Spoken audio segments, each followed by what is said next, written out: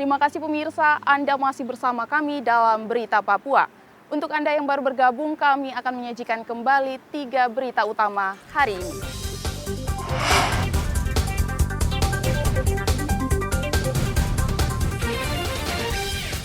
Tiga pekerja bangunan di Kabupaten Puncak ditembak KKB, 1 pekerja tewas.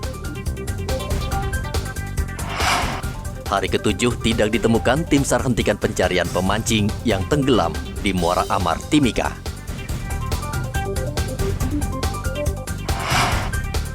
Peringatan Hari Kesehatan Nasional, Pemkab Merauke canangkan gerakan makan sayur dan buah.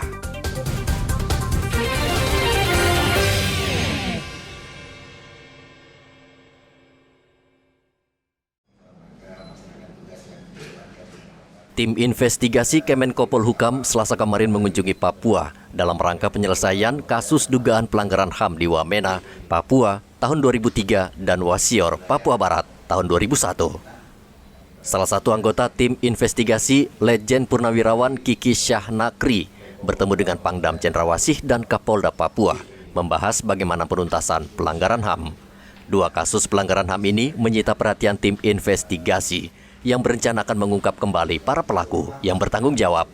Tim akan menyelesaikan kasus tersebut secara non-yudisial, namun tidak menutup kemungkinan akan dibawa ke pengadilan. Penyelesaian secara non-yudisial ini berbeda dengan penyelesaian yudisial. Kalau yudisial mungkin yang disentuh adalah pelaku, saksi, dan lain sebagainya. Kami hanya menyentuh korban.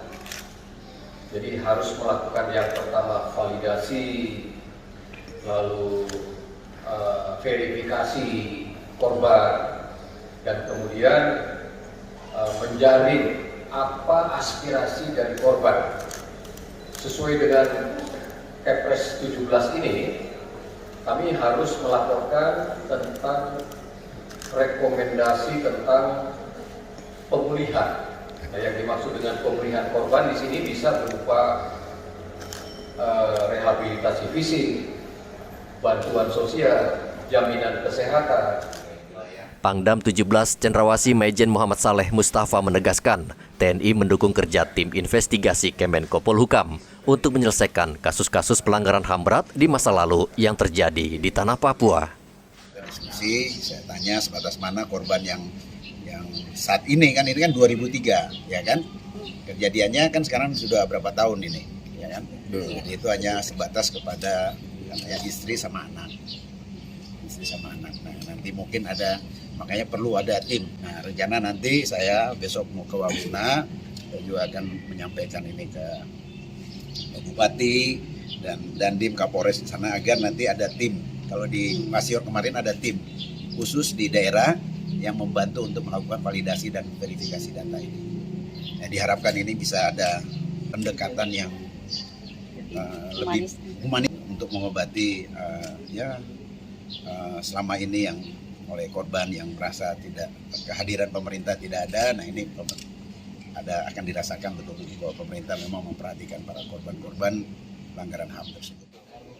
Menurut laporan Kontras, peristiwa berdarah di Wamena terjadi tahun 2003 ketika aparat TNI menyisir 25 kampung untuk mencari para pelaku pencurian senjata di markas Kodim 1702. Dalam kasus ini, 4 warga sipil tewas dan 39 luka-luka dan 5 orang hilang. Sementara kasus Wasior terjadi 21 tahun lalu. Pasukan Brimob menyerbu desa Wonoboy, Wasior untuk mencari pembunuh 5 anggota Brimob. Audi Rampengan melaporkan dari kota Jayapura, Papua.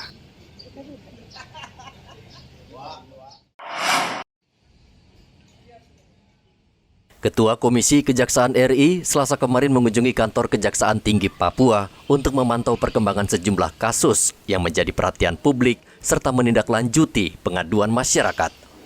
Dari sejumlah lembaga survei di tingkat nasional, saat ini kepercayaan publik terhadap kinerja kejaksaan lebih baik. Kejaksaan menempati urutan pertama sebagai lembaga penegak hukum yang dipercaya. Oleh karena itu, Komisi Kejaksaan RI meminta Kejaksaan Tinggi Papua menjaga kepercayaan publik.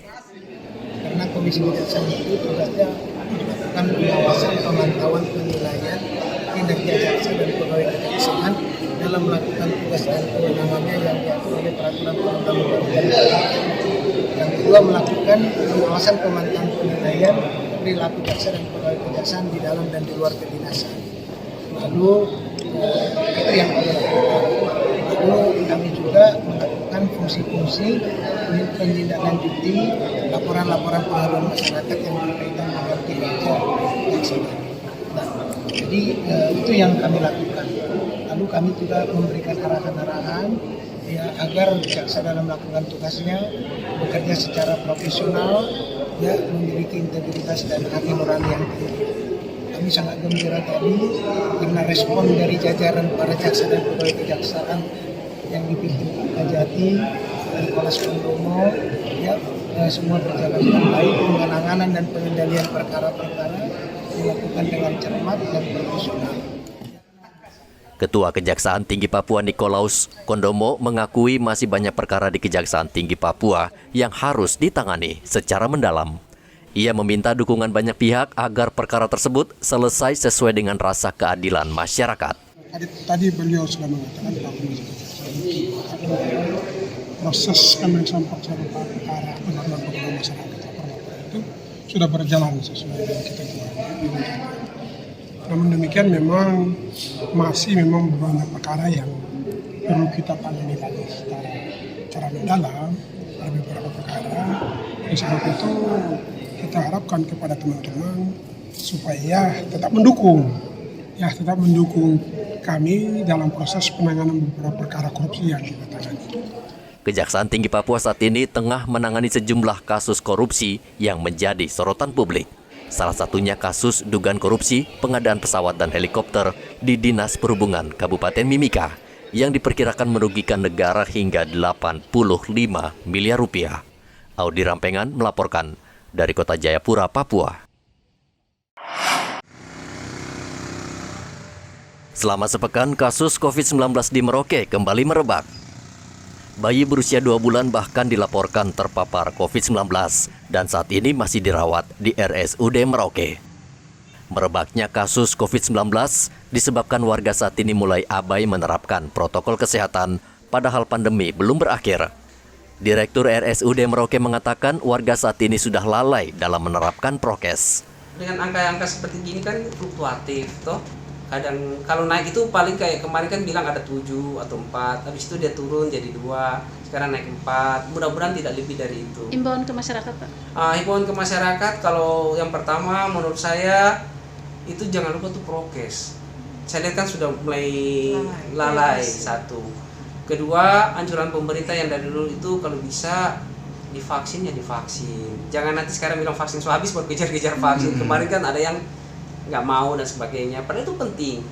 Bukan mobil apa kan teman-teman yang lain juga kan sudah divaksin kesana kemarin kan jarang kena. Kalau kita sudah vaksin, terus kita punya data tubuh kuat juga, maksudnya mengkonsumsi makanan bergizi, sehat, seimbang, tidak perlu mahal sebenarnya makanan bergizi itu. Angka kasus COVID-19 di Merauke saat ini masih turun naik, namun bila Pemda dan warga tidak waspada, jumlah kasus COVID-19 akan melesat naik seperti yang terjadi di sejumlah daerah di Indonesia. Muhammad Ridwan melaporkan dari Merauke, Papua.